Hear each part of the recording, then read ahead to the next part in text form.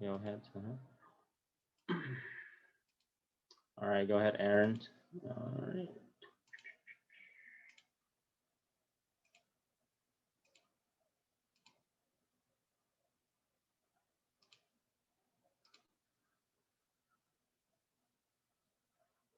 All right, go ahead, Alisa. You can record now if you want.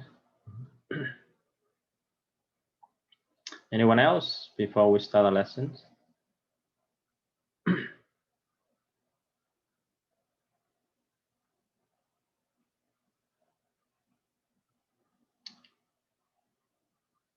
For sure, Lawrence.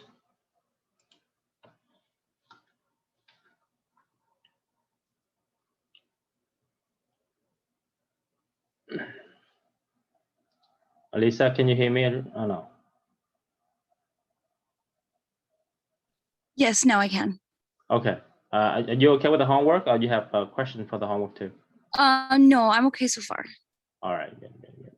Yeah. Thank you. No worry. All right, chapter 9. All right, let's finish the rest of chapter 9.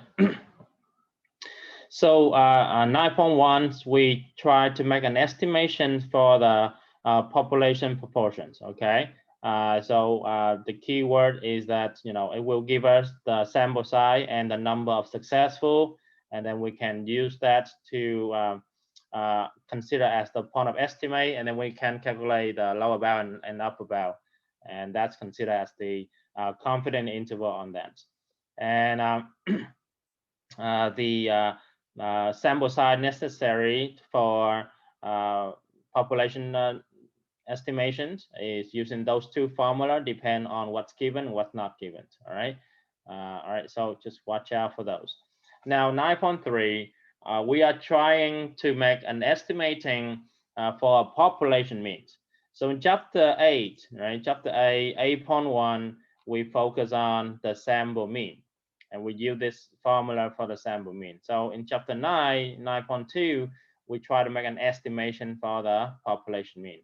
So therefore, the general idea is still going to be, right? So I need to have a point of estimate, and then I still do the margin of error, and then I will get my confidence interval, right? So we don't know exactly where the population is going to be, but we know what should be a good interval for our estimations, right? So for this, we're going to use what is called as a t distributions, and the t value can be found by using x bar minus mu times radical n divided by little s, and that stands for sample standard deviation. So we've seen that formula before back in chapter 8 when we try to calculate the z score, right? So that's the idea there. But when you look at the sample size, we're looking at a different distribution. We call that a t distribution. So it's very similar to a z distribution. It will have a bell shaped. It will have symmetrical through the center of the bell shaped. But then the only thing is different is that it doesn't need the whole sample size. It only needs n minus 1 the sample size. So we call that n minus 1 degree of freedom, right? And notice that when you see T alpha, it's the same thing as Z alpha. It will indication of the area to the right. Okay, so that's something that we need to look out for. So in chapter 10 and 11, we will look at how to find T. But for chapter 9, we don't need to pay attention to T. However, we will use technology to find out what is T alpha. And the idea here is using calculator instead of do it by hand. Right, so if you have a calculator, you press seconds and then vars, and then you look for inverse t, and then you put in 1 minus alpha, and then look for degree of freedom, which is n minus 1, and that's just press enter, right? So that's how we're going to use the inverse t for that. The reason is we have to do 1 minus alpha because the area of the t distribution will still give us the area on the left-hand side. So therefore, you want to be the t alpha, we have to use 1 minus alpha. All right, similar to the z inverse concept, you have the area to the right. Okay. Here's the example, right? So phi t upon 2 with 10 degree of freedom, right? So don't get it wrong, degree of freedom versus sample, right? So degree of freedom is equal to n minus 1. So when they give you 10 degree of freedom, it's not n, right? So you have, if degree of freedom is equal to 10, then my sample size will be 11, right? So just watch out for the wording. So see what they given, right? So 10 is not n, 10 is degree of freedom because stated right there. All right, so t upon 0 equal to inverse t, and then 1 minus 0.2 comma 10, right? So that's all we need. We don't need 0 and 1 for the inverse z, but when you do inverse t, that's all we need. And it will should give you the value of a t to give the area of 20%.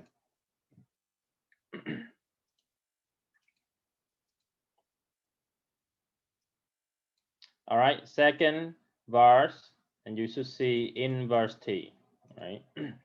Inverse t right there.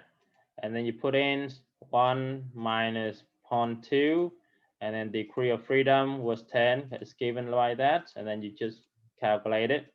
And that's how you get the answer. So the t-score I'm looking at will be 0.8791. So t-score doesn't require 2 decimal places, so we're going to use 4 decimal places for the t, right? Only z-score is required 2 decimal places. The t-score doesn't have any requirement. So we're going to use 4. Okay, make sense here? If you have the TI-83 guys, they don't have the inverse T building up, but you can always create a program for that. Right? I will search for YouTube videos and then share with you on Canvas to see how you create a program for the inverse T. Right? Professor, I have the T84. It's showing lower and the upper. Did you check inverse T? Not TCDF. Yes, I did. Yeah, so inverse T should not ask you for lower and upper. Okay. Yeah, I can take a look for you after the class, Victor. Okay. Okay. All right. So same property of the Z, the bell shaped for the other ones, right? So the area under the curve will still sum up to 1, right? So that's the requirements. All right. So now if we want to construct, yes, Aaron. Can you scroll back up for a second? Can I ask why you did 1 minus 0.2? Sorry. Yeah, because similar to the z-score, right? The t-score will give you the area to the left. But when you look at t alpha, it's always emphasized on the area to the right. So you have to do 1 minus alpha. Oh, okay. Thank you. Yeah, just like this one here, z alpha, right, Aaron? Z alpha always indication area to the right. So you have to do 1 minus the alpha to get that answer. Same thing. Okay. Okay. Thank you. Yeah, t alpha. Yes. Okay, right. So now here the same instructions at 9.1. So we have to get the point of estimate for the sample mean, and then we have to plus or minus the margin of error. And the margin of error for the population mean will be T alpha over 2 times little s divided by radical n, right? So that's how we find the margin of error for sample mean. In contrast with the margin of error for the proportion, right, where we have to do z alpha over 2 and then time p hat 1 minus p hat over n, right? So the sample mean look a little bit simpler, right? So you just take, so the whole point here is we have to be able to find t alpha over 2. And once we have that, everything looks very straightforward, right? Because the S will be given, the radical N will be given, and the only thing we need to use the calculators is T alpha over 2. And just making sure that you're using N minus 1 degree of freedom for that. So they will ask you right away, okay? And again, lower bound will be x bar minus e, upper bound will be x bar plus e. All right, so you might ask the question, how do I know I need to use 9.1 and versus 9.2? So they will ask you, they will give you the information, right? You can see here, they tell you that the mean time, right? In contrast with the other one was, the proportions, right? And that's what the difference is, right? So one dealing with the mean, one dealing with the percentage, and there will be no very clear instruction or whether they want you to do the mean or they want you to do the proportion. Okay. All right, and in order to do this, either it is normally distributed or the sample size is bigger than 30, and that's the only two requirements that we have. So in this case, the condition should be good to go. So n is equal to 75, which is bigger than or equal to 30, so we should be good.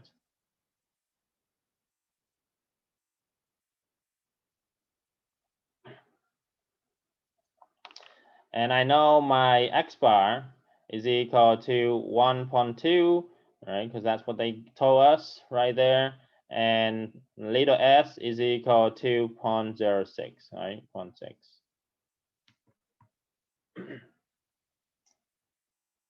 Okay, so constructing 90% confident interval. So same argument. So we are 90% confident.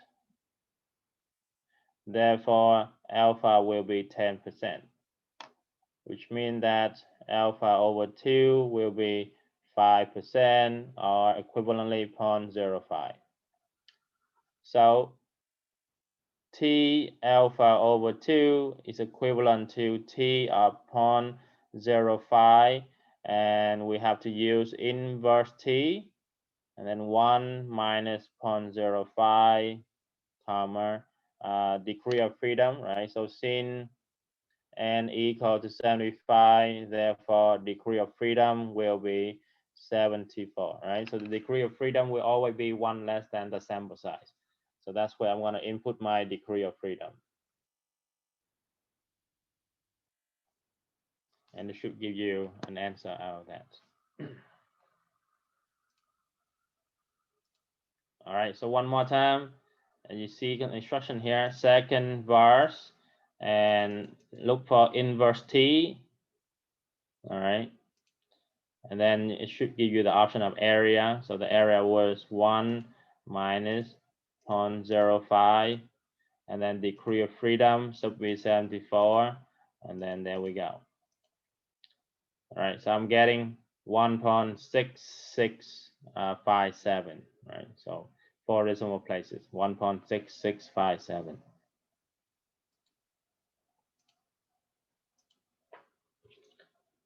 One 1.6657. All right, so once I have T alpha over 2, I can easily find my E. So E is equal to T alpha over 2 times with radical n divided by S, right? Or S divided by radical n times by little s divided by radical n. So I have 1.6657 times with 0.6 and divide by square root of 75.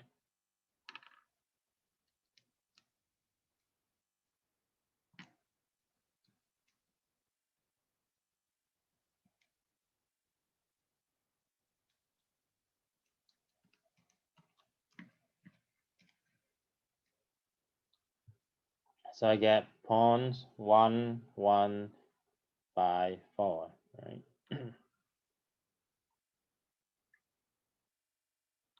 So once you have the margin of error, and you can go ahead and find the lower bound. So lower bound will be x bar minus the margin of error. And the x bar was given as 1.2, and we just plug it in. So 1.2 minus 0.1154.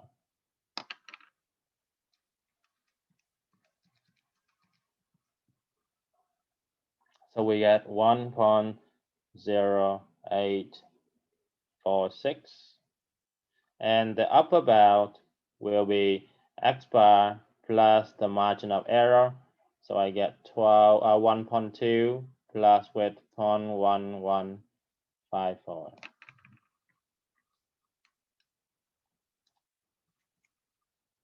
And that's give me 1.3154.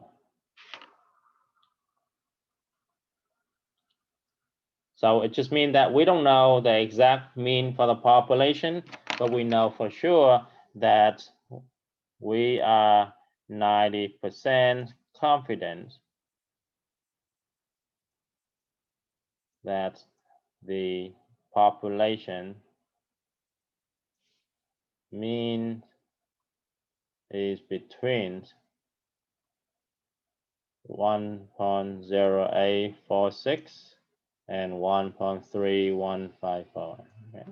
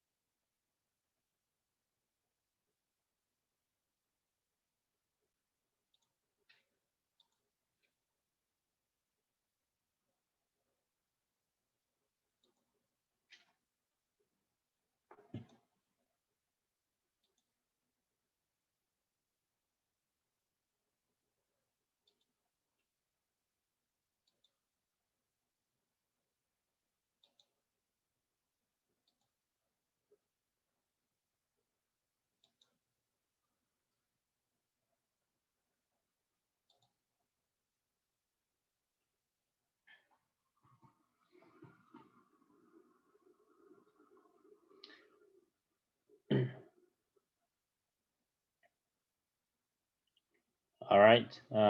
Any question on that?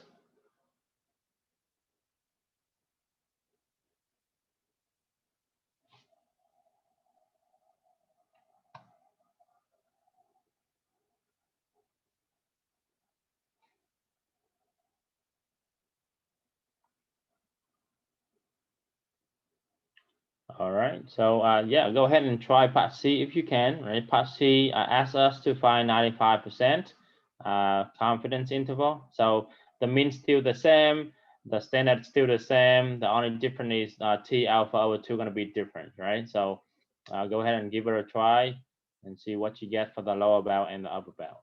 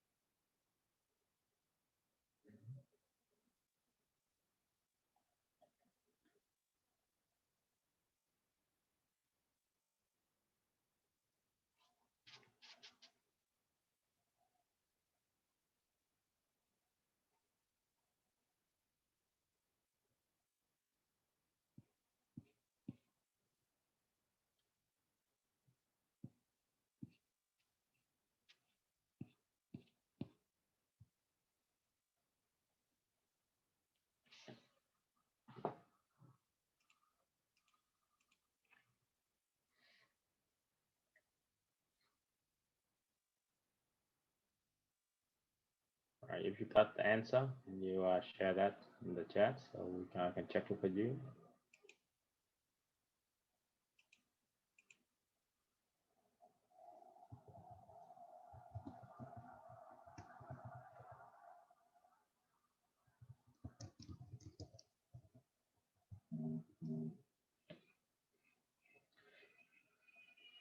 Will you be able to find the T of Z alpha over 2, Matthew? Every time I hit inverse T, I got a syntax error, so I was messing up there. Oh, really? Yeah, so Can you share, show me the screen real quick on the calculator?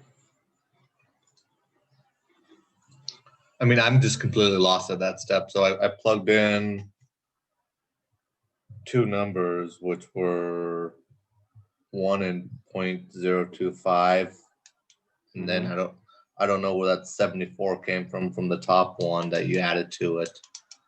Oh, yeah, because it's required degree of freedom, Matthew. But I don't know where you plug that in at. I didn't see a place to plug that in. You might have not using inverse T. Not T CDF, okay? You have to use inverse T. I mean, I thought I was. Can you see here? You have Yeah. to use inverse T, yes? Okay, and click on it. It asks you for the area. Oh. So you have to put 1 minus 0.025, right? Yep, I didn't do that. I put it 1 and then minus 0.25 on the degree of freedom. Oh, no. Yeah, the area will be together. Degree of freedom is 74. And then you paste that, and then you should get the answer. Yeah. Okay.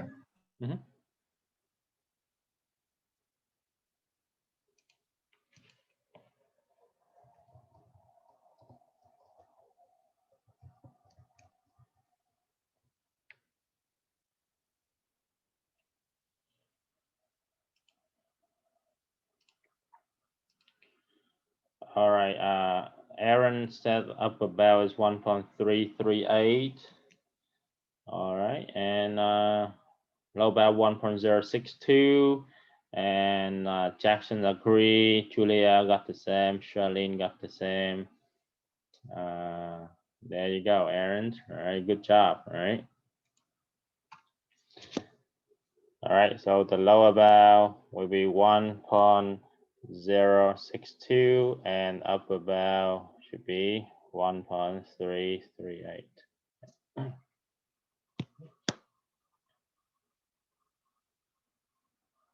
Right. If anyone did not get those answer and you would like to need assistance on that, please let me know. Okay. I think I would do the assistance. What is that, Victor? I got lost to the calculator part. For Can you The show me your calculator real quick, Victor? Maybe I Sure, can see of course. what happens to it. All right. Let me share my screen. Are you doing a laptop or the No, I have just a computer, just a calculator in my hand. So Oh yeah, you can just turn on your camera and I can see Okay. your calculators. Yes.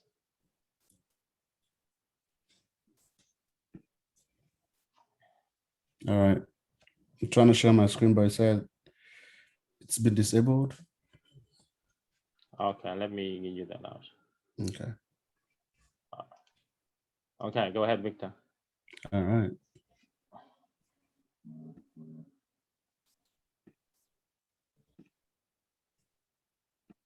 Can you guys see my screen? Can you guys Yes. see? What's the All right. calculators? So I have 1 minus 0.25 on the area. We just see the screen. We don't see the calculator, Victor. Oh, sorry about that. I don't think it's gonna work then. Yeah. Let me see. Okay, let's share that again. Just select the calculator options, Victor. It's my work. Okay. Mhm. So second var, Can you share the screen again? sure. Mhm.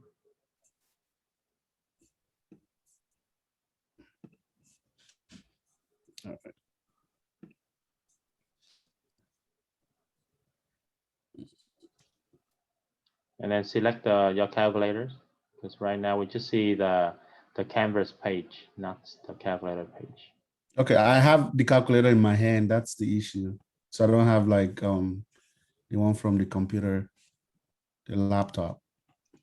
I see. Yeah, Okay. yeah. All right. So yeah, maybe I can have you that later once the class Okay. is over. Yeah. All right. So the area is going to be 1 minus 0.25. That's right. Mhm. Then how are you going to put the 74? That's for the degree of freedom. You can push comma and then 74, and it should work too. Okay. Yeah. Yeah. For After I the did that, I got 0.6782. yeah, you can do inverse t and then 1 minus 0.025 comma 74, and it should give you 1.9 something. Okay, got it. Yeah, 1.9925. Okay. All right. That's you. what you should get. Alright. And then you use that plug into the E, and then find the E, and then get the lower bound, upper bound. Yeah, so it's very similar to part B, except that T alpha over 2 will be different, because part B we have 90% confident, and then part C we have a 95% confident. That's the only difference. Okay. Yeah, the E, the standard deviation still the same, the radical n still be the same, and the x bar still do the same. So the only thing will be different will be the margin of error, because we don't have 90%, we have a 95%. All right, Matthew, will you be able to get the answer now after that? Yes. Okay, that's good. Professor, can you scroll back up to example 1, please? Example 1. Yes. Okay. You To missed make that sure one? I understood. Okay. Yeah, no, I was good. Okay, no worry. All right. All right. So now part 3 of this section is the sample size needed to estimate the population mean. Okay. Now this kind of, go back to 9.1, right? So 9.1, the end of 9.1, we also talk about the sample size needed to estimating a population proportion. And this is the formula for population proportion, right? So it doesn't count for everything.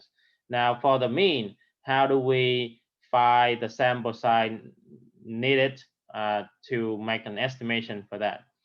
Now you can see here, there's only one formula. There's no two formulas in comparison to 9.1. So n equal to z alpha over 2 times s divided by e, and everything's to the second powers. So keep this in mind. E is not in percentage, right? So E is not in percentage. For proportion, E is in percentage. So that's the difference. Okay. So you go back to 9.1, the last section of 9.1, right? The last thing of 9.1. You can see here within 2 percentage point, right? Very clear. Within 2 percentage point, and that tell us that, all right, we have 2%. Then we convert to decimal place.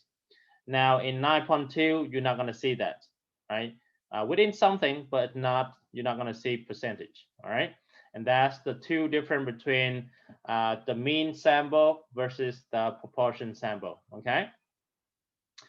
here we're still using Z alpha over 2 instead of T alpha over 2.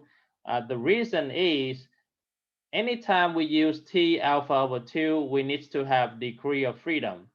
And degree of freedom depends on the sample size. So we are trying to find the sample size. Therefore, we will not know what it is. So we cannot use T alpha over 2. And for that, when you want to estimate the sample size needed, we have to use Z of alpha over 2. So that's what they share in common between 9.1 and 9.2. And this is the only place in 9.2 we're gonna use Z alpha over 2. All right. So when they ask you for the sample size.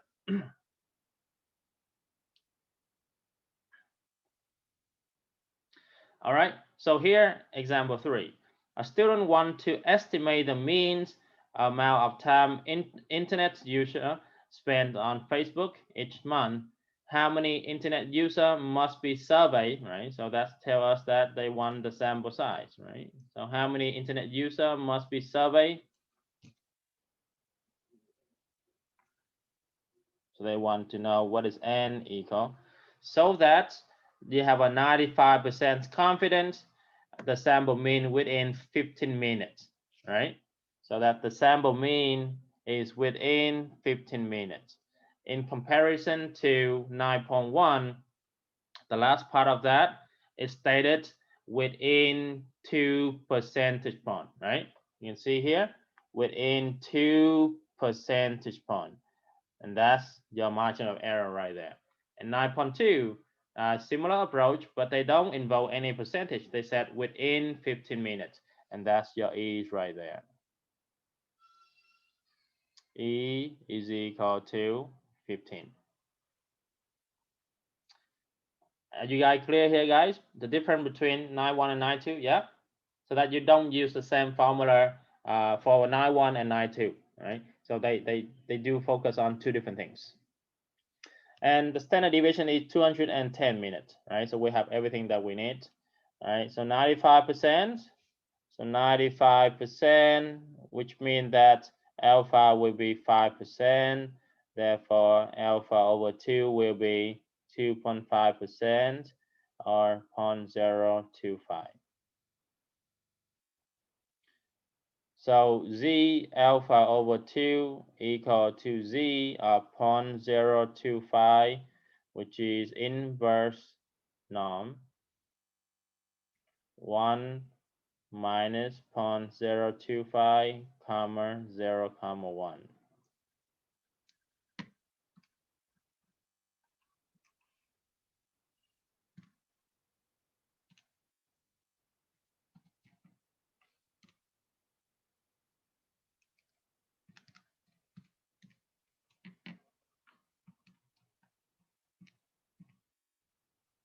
We get 1.96,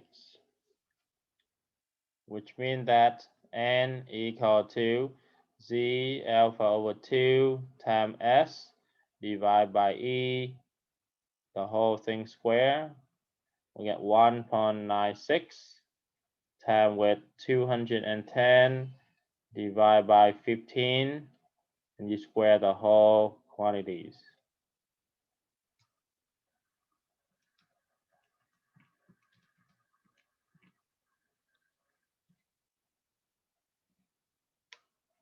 So you get 752.95. So all the way route up to the next one, but that would be much more convenient. So we will need to survey 753 people.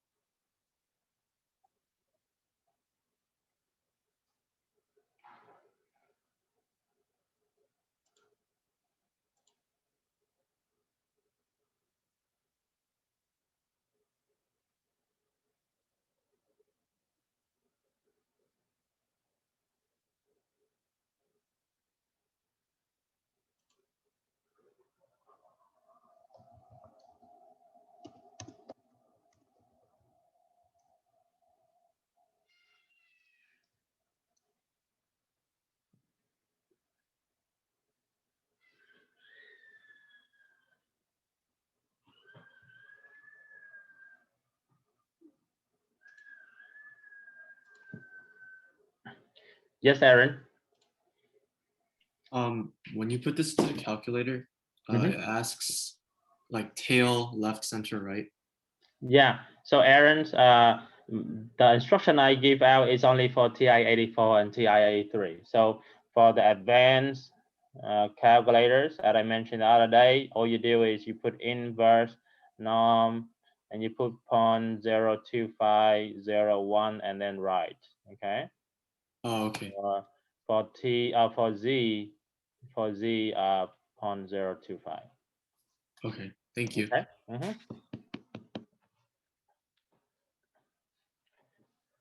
So if you have the advanced calculators, Aaron, you write the instruction for advanced calculator, not the regular calculators, okay? Okay.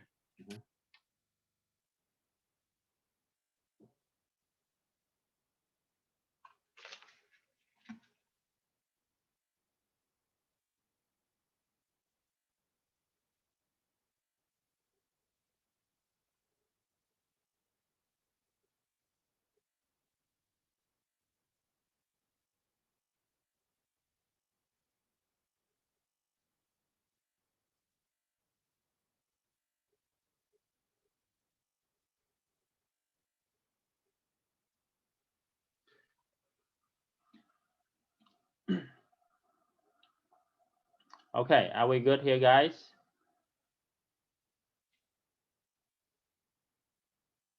We are good to go. Can I see a thumbs up real quick? If not, please let me know. Thank you, Matthew. Thank you, Aaron. Thank you, Sean. Thank you, Jackson. Thank you, Charlene. Thank you, Brent. All right. Thank you, Jack. Okay. All right, so the last things in chapter 9 is the estimating of population standard deviation. All right, so for this one, we are using another distributions, which is the chi-square. So for the standard deviations, we use chi-square because it is not symmetric. Therefore, we have to they have to have a distribution that satisfies that condition, and we call that chi-square distribution. And to find chi-square, you have to do n-1 times s squared divided by sigma square. We will use this formula in chapter 11, 10, and 12. But for chapter 9, we look into the inverse of the chi-square instead of the chi-square itself. All right.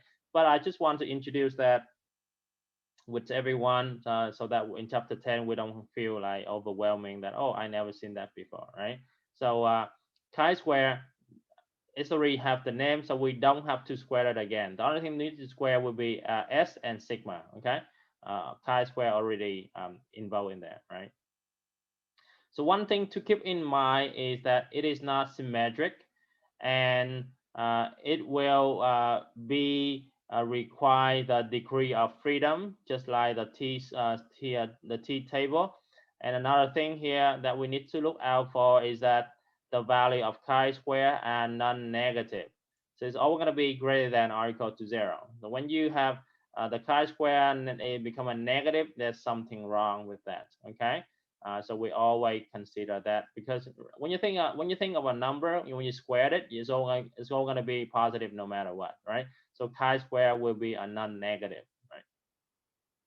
Now, because it is not symmetrical, therefore the area on the left and the area on the right, even though they are both 0.025, but the value of a chi-square will be much different from each other. And then for that, we will require a table. And here is the table of chi-square, right? Unfortunately, the calculator doesn't have chi-square inverse, right? Just like how it have inverse norm and inverse t, it does not have inverse for chi-square. So we have to use the table for chi-square. But it's not that bad for the table of chi-square. So what you want to do is that you have to identify the area, and then you have to know what's the degree of freedom, and then you can use the intersection to find your chi-square. right? So let me show you that in right now. Okay, so for chi-square, we're gonna travel from the right-hand side to the left-hand side, okay? So we're gonna go from right-hand side to left-hand side. So we travel from right-hand side to left-hand side.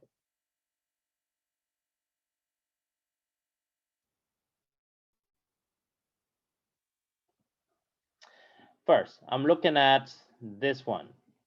So I'm looking at chi-square upon 0 to 5.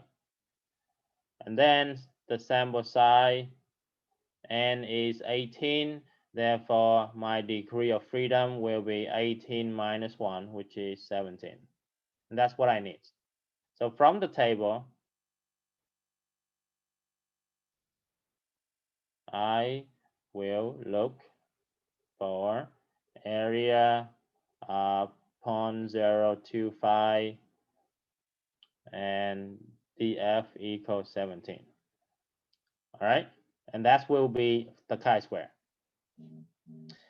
All right, so I see 0.025 and I see 17. So I want to go all the way until they kind of crossing each other in the way.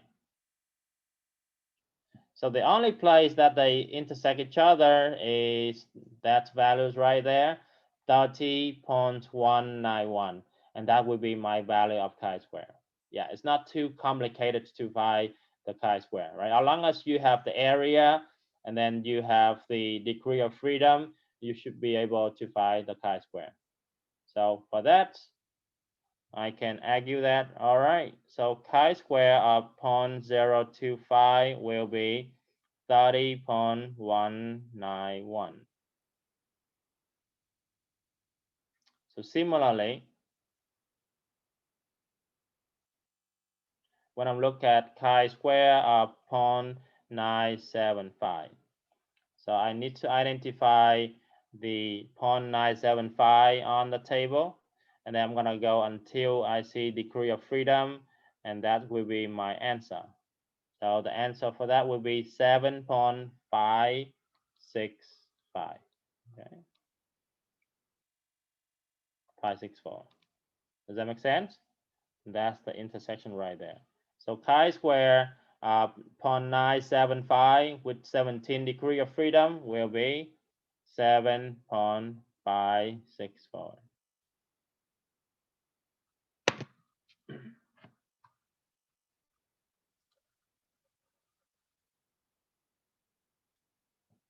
How's that? Not too bad, yes? Yeah. And you can see that the standardized area of the chi-square will be like that. It's not going to give us like, 0.004, or you're not going to see 0.003. You're always going to see 0.005, 0.01, 0.025, 0.05, 0.10, 0.90, 0.95, 0.975, and 0.99, and 0.9995, right? So all going to be in that standardized area, and degree of freedom will be the column, and then you just look for their intersection, and that's how you find it.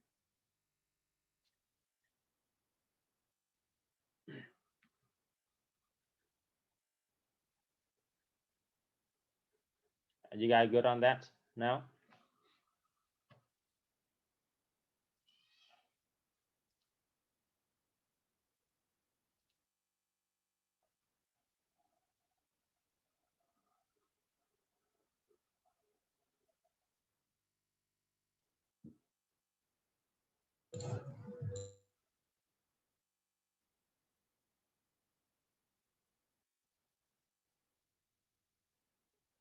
You have no worry, Edward. We make it we're trying to make it easy. Okay. Okay, sounds good. So only chi-square is we don't have inverse chi-square, but we're gonna use the table for finding inverse chi-square. Okay. All right, so here is the formula for upper bound and lower bound of the standard deviation.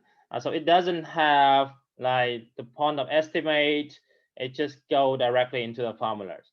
So we have two things to consider. First thing is when they ask you for the variance, right?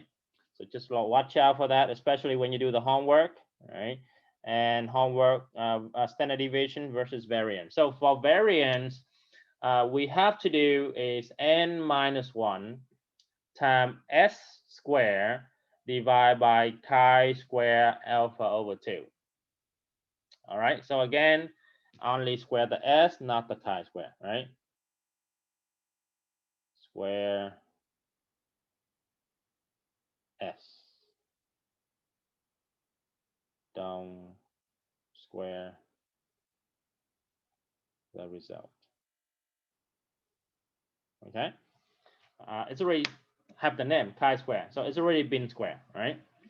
Now, that's how we find the lower bound. So you have chi-square alpha over 2 on the bottom, and then to find the upper bound, the numerator are the same, but the denominator you're gonna do is chi-square of 1 minus alpha over 2. And that's exactly how we got those two, right?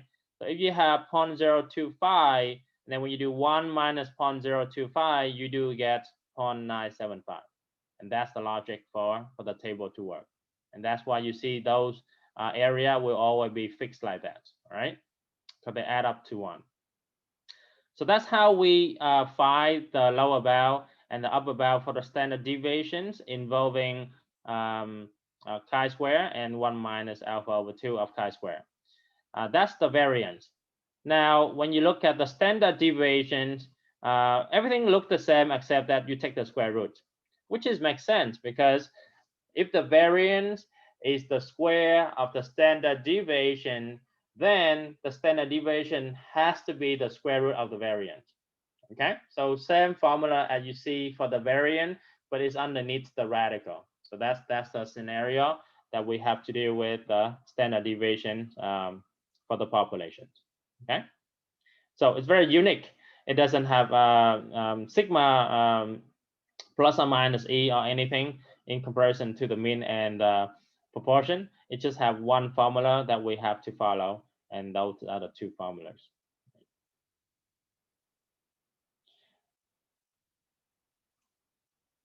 Okay, so let's take a look at example 2 together here. In a random sample of 100 estate returned, all right, that were audited by the IRS. Right? So we have n is equal to 100. All right. It's well determined that the mean amount of additional tax was over 3421, right? And with a standard deviation of 2583. And so we need that. So S equal to 2583. Construct a 90% confidence interval for the standard deviations. Okay, so the keyword is very important. So we know exactly what they're asking. Right, so we have to use the second formulas. All right, there we go. Okay, so we are 90% confident, which means that alpha will be 10%. Therefore, alpha over 2 will be 5% or 0.05.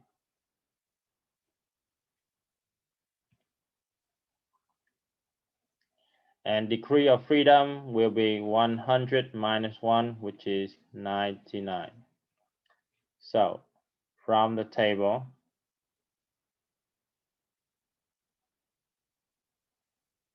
the area is 0.05, degree of freedom will be 99.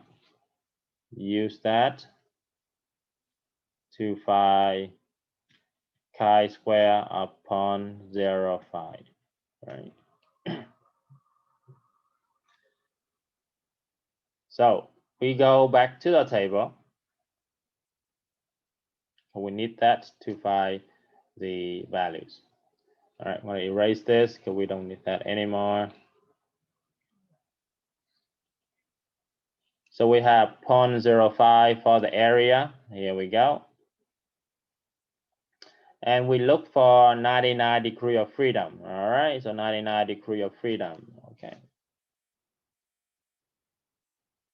So notice that it doesn't have 99, it's only have 100. Right, so what can we do? Well, because when we have such a large sample, then we don't need to go into much detail, right? So you can see that they do give you 1, 2, 3, all the way to 30, but then after 30, they go to 40, 50, 60, 70, 80, 90, and 100, meaning that the more sample we have, the more they close to, you know, normal distribution, meaning that it's better gonna be, we just try to consider something close to that. So now we look at 99 degree of freedom. Therefore, we will try to go with 100, right? So that's the closest to that one. And therefore, we can look for the number of 124, right? So matching up with that, we have 124.342.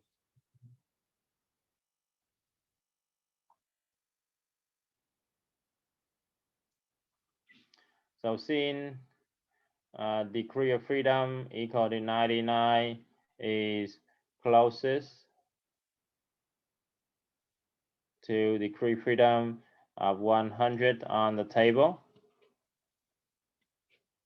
So we will use degree of freedom equal to 100, which means that chi-square of 0.05 will be 124.342.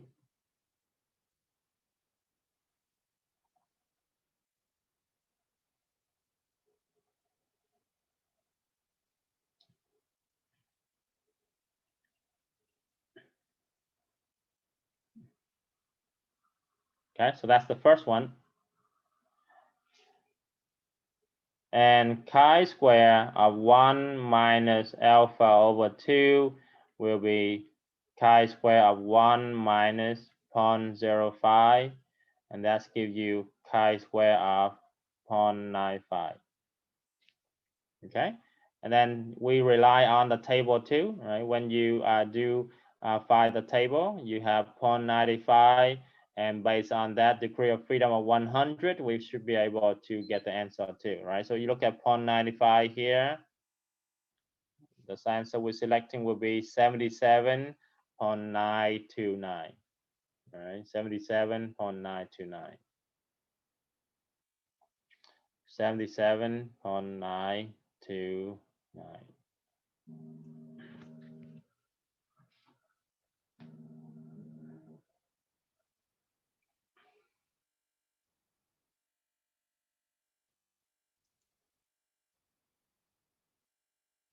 All right, so now we have chi-square and then chi-square of 1 minus alpha over 2.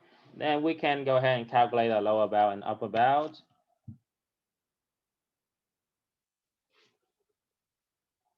So the lower bound equal to 100 minus 1 times with 2583 square divided by 124.342, and take square root of that.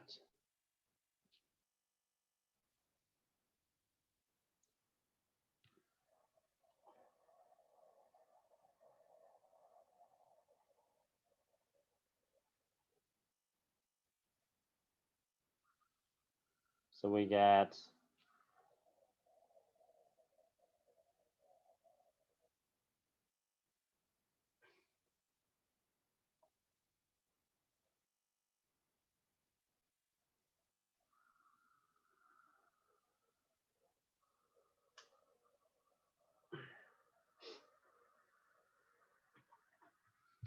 so square root of 5312089.977, which give us 2304.80.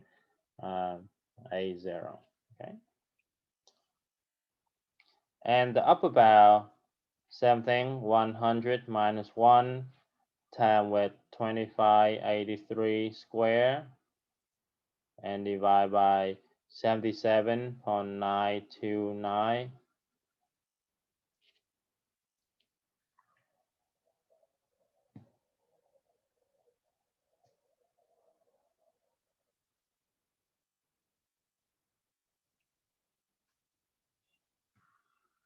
So we get 8475.882.034. Square root of that.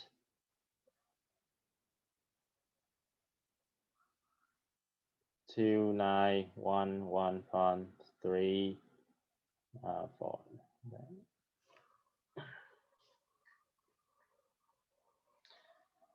you can see here that the standard deviation point of estimate, right? So you have 2583, and you can go as low as 2304 and as high as 2111, 2911.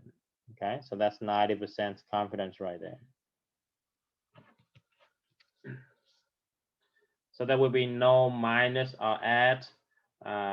We just go directly into that two formula. So depend what they're asking, right? So when you do your homework, be very careful whether they ask you for the standard deviations or they ask you for the variance, right?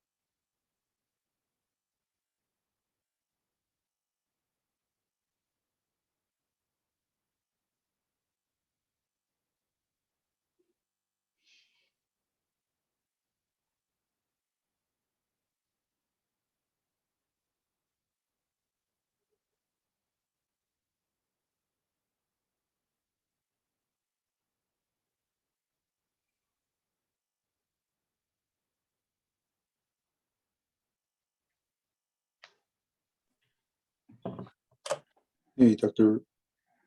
Volt, I was wondering, for when we're constructing a 90% confidence interval, are we saying that we're only looking at 90% of the people who returned the estate tax returns? No, so for when you talk about, okay, so remember, let's say that you have this, for example, here is the standard deviation of, so on average, the stack return was around 3,421 with a standard deviation of 2583. So now we want to find out, okay, how confident we are with that standard deviation. Is that how precise our estimation is? We said, well, if we want to see how confident we are, we can do a 95%, a 90% confident here, meaning that we are within our 90% confidence zone.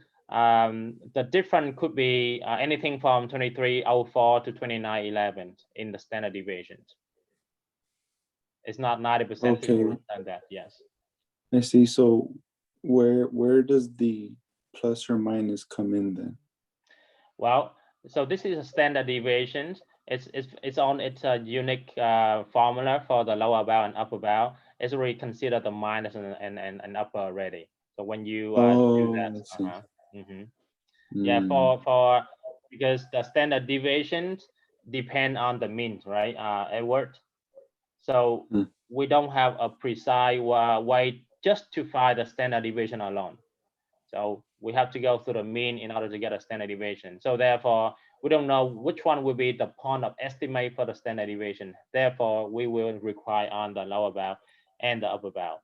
And also when they are using chi-square, it's not symmetric, so they cannot make that assumption that I can go one left and then one right. So they have to require depend on the chi-square on that word. Oh, I see. Would you say that we can't do that? We can't do plus or minus as well because we don't have a list of Because of samples. I mean, of trials. Rather, we just have like the mean to go off of. yeah, we do have a sample of trial, but then if you look at the t-score Edwards, it is symmetrical. It's a perfect bell shape. Yes. So if you go one to the left or one to the right, you just step one step to the left, one step to the right. It's exactly the same. However, when we have our chi-square, where do you know where's the middle is? We don't know. We don't have the middle, so we don't know how many steps you're gonna go back, how many steps you're gonna go to the right to get where we need. I see now. I see now. Make Thank you. sense? Thank you. Uh-huh. Yeah, that makes sense. And that's why we don't do plus or minus. We rather involve the chi-square and then 1 minus alpha over 2 of chi-square. Thank you. Thank you. Mhm.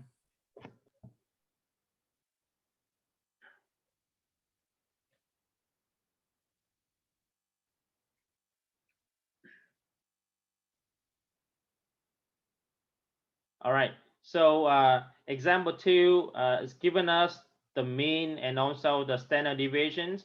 So on the homework, there was one question where it doesn't give you the mean and standard deviation, which means that we have to do everything from scratch. So it's a good time to practice anyway. All right, so with the calculators, please go ahead and find the mean and the standard deviation, and then from there, constructing a 95% confidence interval. Right. So all of this are the 20 random students at our school bought their books and material for their classes at the bookstore last semester. Okay, so find the mean and standard deviation. So please use your calculator for this.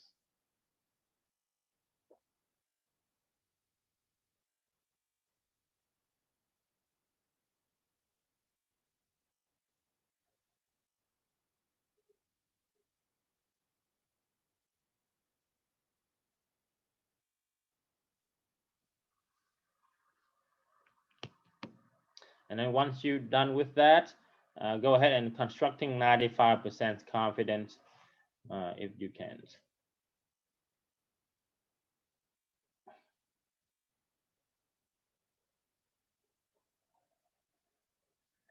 So we want the standard deviations.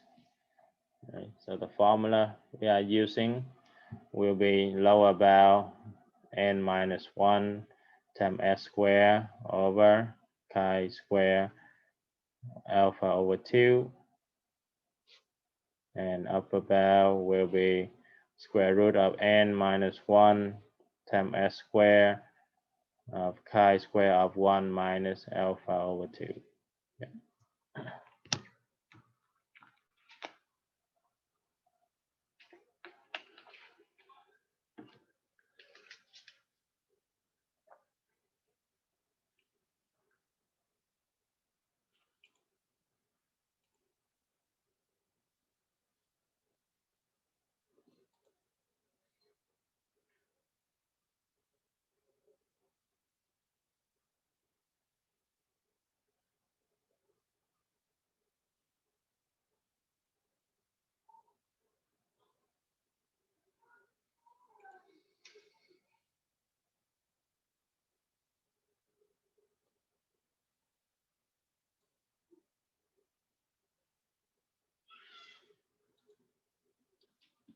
Can you scroll up so we can see the data?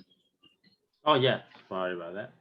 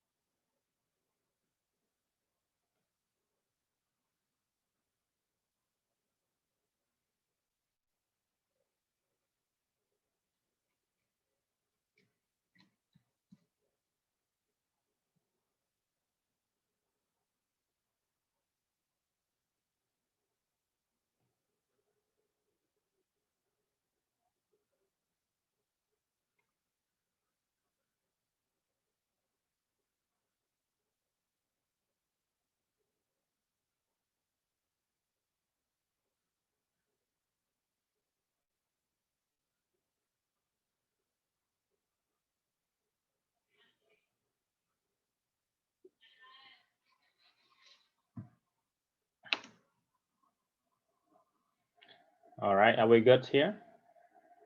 Confirmation, if you got the lower bound, upper bound, just like what I got there. Can I see a thumbs up? Matthew, good to go? All right, how about the rest of the class?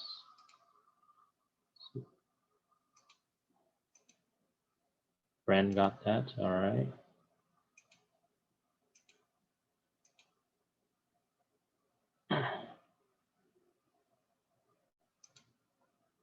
Sean got the same, good, thank you, Sean.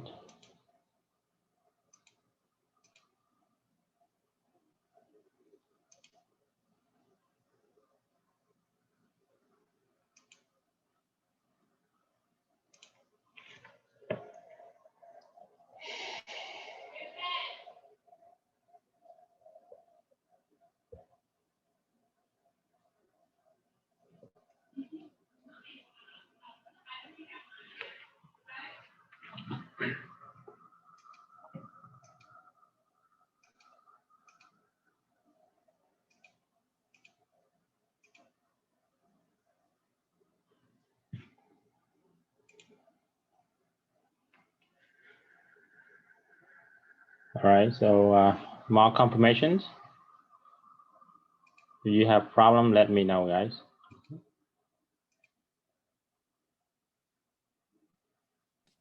Professor, do you mind showing your work? If you want, that's on you. Were you able to get the chi-square over 2, Walter? I was. My question comes to the actual part of A, when it's telling us to use the S and the N. For the most part, I feel like I did it right. I just wanted to confirm. So what you got for your chi-square for the first one? You gotta pull it up. Yeah.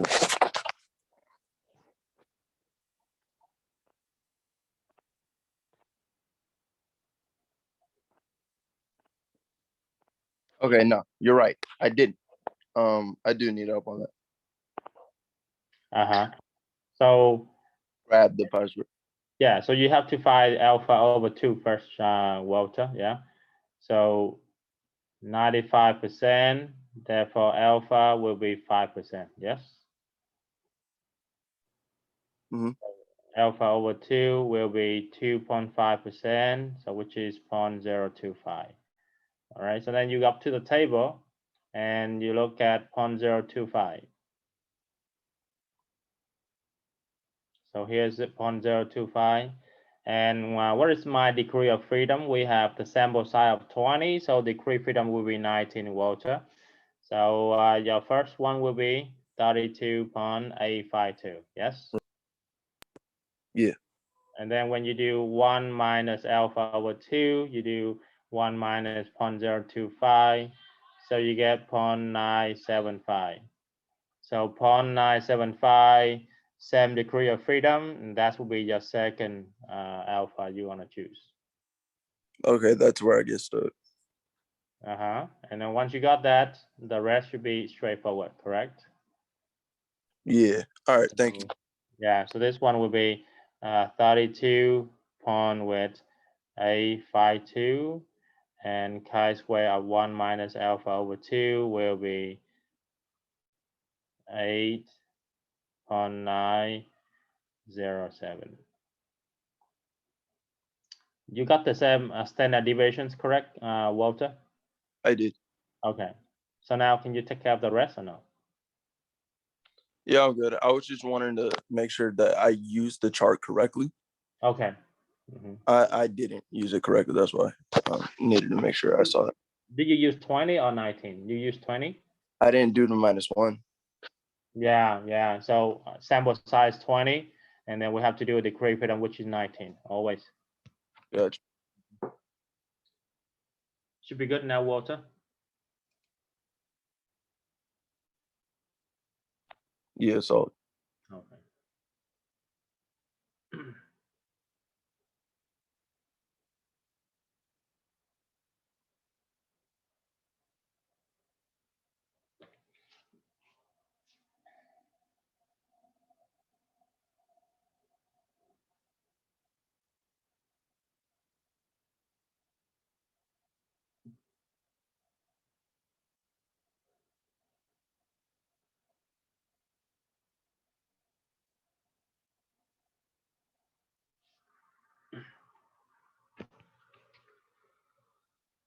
right? So yeah, once you found the chi-square and then chi-square 1 minus alpha over 2, then the rest should be very straightforward. Just plug it in and then take the square root and get the answer, right? Okay, so yeah, 2 example. One is we are given the standard deviations. Another one we have to find it from scratch. But again, with technology, we can be able to find the S from the calculator, and we go ahead and find the lower bound, upper bound. Okay, so that's something that you might see throughout your homework, right? So sometimes I give it to you, sometimes you have to find it, right? So that's why I kind of do 2 examples here to demonstrate how it get done, right? So yeah, please use the table when you see chi-square, okay? Because we don't have that option on the calculator, so we're gonna stick to the table.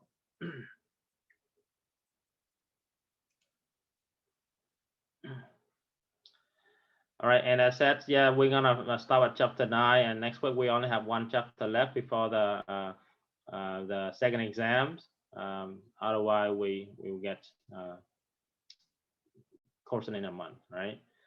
Okay, so let me go ahead and take attendance real quick, and then so once you have your name called, you can log off. If not, stay back after class. I will help you out. Yeah, it's on the syllabus, Adam. I believe it's next Thursday. So check the syllabus, okay?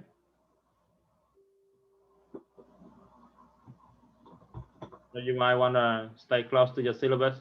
And that's how you find all the information on there, Adam.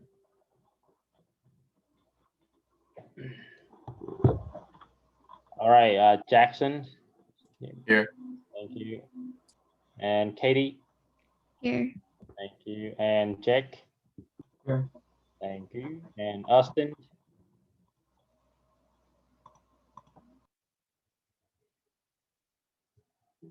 All right, Derek. Here. Thank you, Derek. And Victor. And Vanessa.